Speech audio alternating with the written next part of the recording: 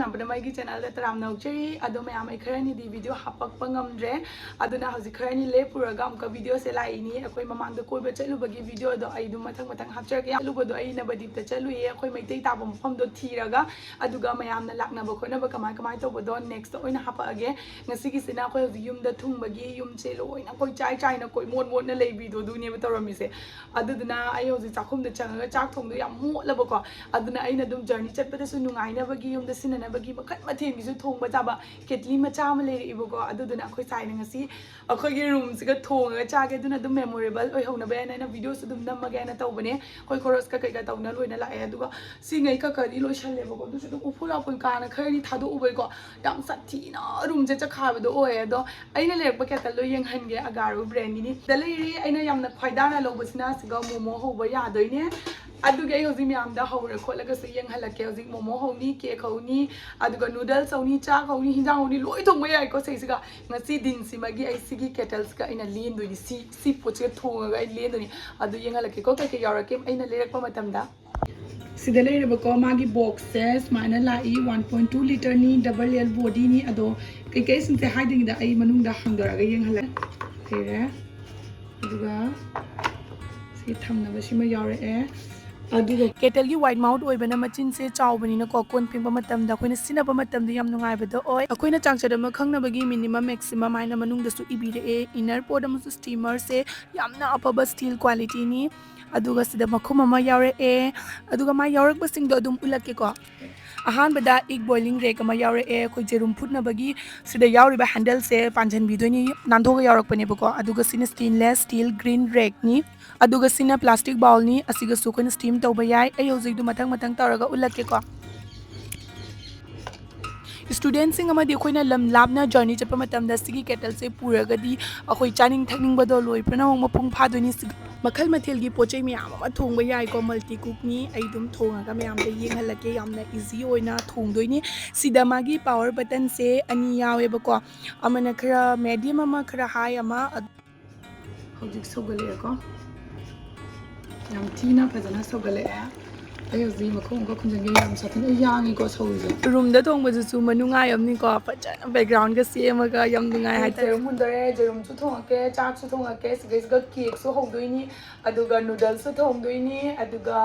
ngasi mathen yamni mo ko khoi sa ngai sai de siga thonge na sawi ba siga thonga bu kai cha de na da ina mayam se thonga ma on the pizza rakke mulle bu ka aina yeng begini se mulle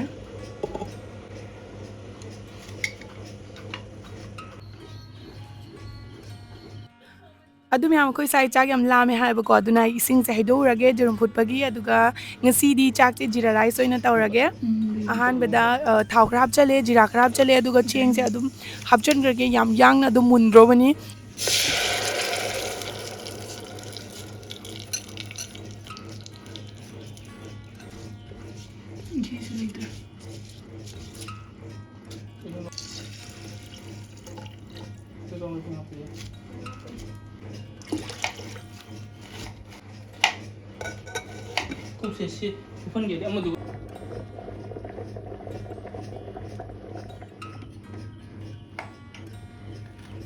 वाव की चाक मुल्ले यंगो चाक से याम साथीना फजना ओइरे अदुगा आई हौजिक अमुक मोमो अमुक हौरआगे चाक याम साथीना हावगदा मालेबको अदु कोना चारआगे अदुगा आई हौजि momo होबगी पोचै same कोना लोइरे अहानबदा थावगरा हापे अदुगा चनम खरा अहानबदा stroke तोरे दुम खितंग थादबदी यंगने पुरा खांग दुमाइना तौवे अदुगा सिसे ऑटो कार्ट लेबनी मसा मतनता ऑफ ओइबनी दो मैम हाइदी बेरा तौइ नते कसुम पाखतपिगनु मसा मतनता अमका ऑन ओइरकनी यामना हेंजन सामलगा को मसा मतनता ऑफ ओइखिबनी अदो आइस गैसगा फजना मागी मसाला से ngौरे अदुगा सोया सॉस खितंगा विनेगर खितंगा हापचले मसाला दुदी यामना हापचेबको अदुम युमदो चाइबगी आइना दुम रूमदा याम यांगना दुम तौरगा चामिनरगे हाइना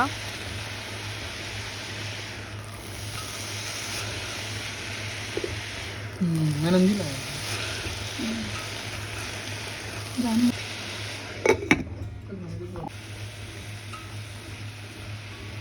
अखोइगी मागी फेवरेट मोमो चादोइना तौइसों सि म्याम याम थिना चारेबको अखोइ रूम दा तौबगी दु उलारोगे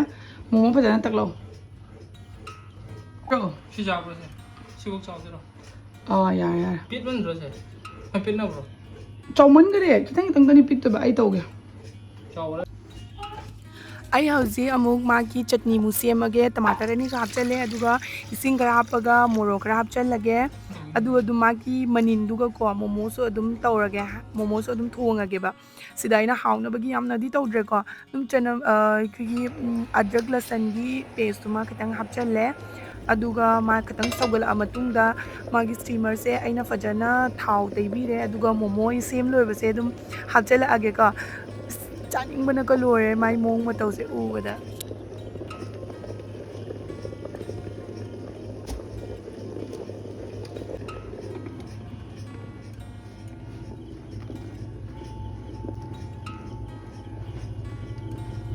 याम साथीना यांगना मुल्ले हाइतारे आई हौजी मुन्नसु लौथोएबको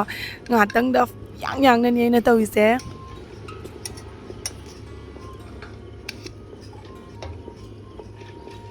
अना मखादा फुटप चटनीदो ग्राइंडर ग्राइंड तौरगा इसिंगदा अमुक फुटले अदुगा आइगी मोमो रेडी ओइरे सिगा लेरे चटनीना हौजिक आई केक अमुक हौरगे केक सिना आई ओरियो बिस्किट तो अदुम ग्राइंड तौथोए अदुगा संगोमगा हापचलगा अदगी इनोगा हापचलगा यामना अलाइबा मोंगदो दु तौगे हाइदि ओइगद्रा ओइरोद्रा याम पाखतपदो अदुदुगी आइना तौबने येंगसिको मागी स्टेनलेस स्टील रेक से मनुंग हापचले इसिंग खरा हापगा अदुगा मागी यावरकपा बाउल से प्लास्टिक बाउल सिगा अइना सेम्बा ngसाइगी कइनोदो हापचनबिरगा फजना स्माइना मखुम खुमजनबियो मखुम खुमद्रगसु अदुम याइको अइगिदिदो मखुम खुनबना खरा नुंगायना इना खुमजनजरे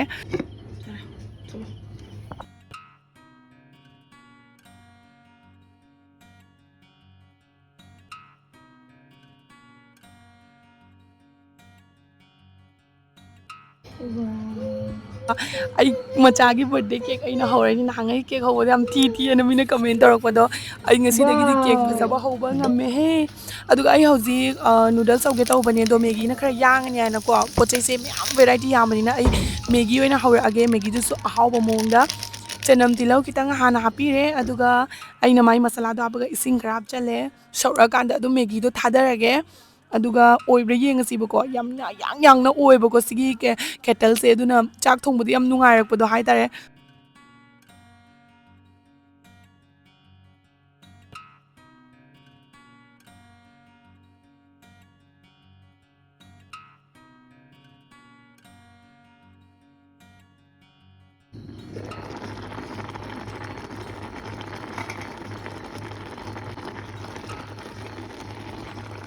Itu murung. Video.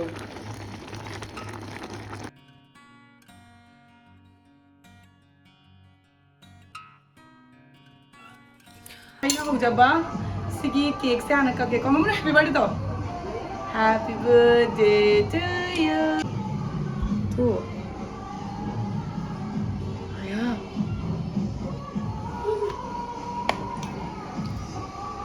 पूरा दुकान के बाहर देखो मम्मा भी हैप्पी बर्थडे टू यू याम साथीना नुंगाई सिगी केटल से असीमा लेरनी कोते कयम लेद्रसु यारे अदुना नोइना पामा तारगदि आई डिस्क्रिप्शन दा लिंक हापचरमगे नोइ चलगा दुम चेक आउट तसलो स्टेल लै बंगांग सिंग ओरगसो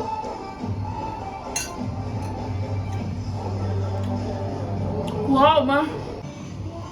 उरबा अइना ngasi नंगना केटल लेबा मतमदा ngang du myam do segi pochai myam ju ओरगा कमाय तै मोमो लेना चारगो Nang thongji haute. Haiti di ai bi. कइनो ने अइना सुजामना हावे चा चाव होगल Oi. होगल ना हाउती हाउते दुकान से चाव होगल Megi jage.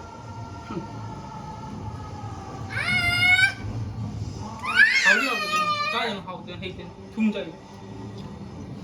होगल बाइ से नो नन ट्रा वो मा ma'am cake 좀 드자요 구워 마. 애 다져드려. Atu mo ko na jage. 애 다져드려 수장 하오네.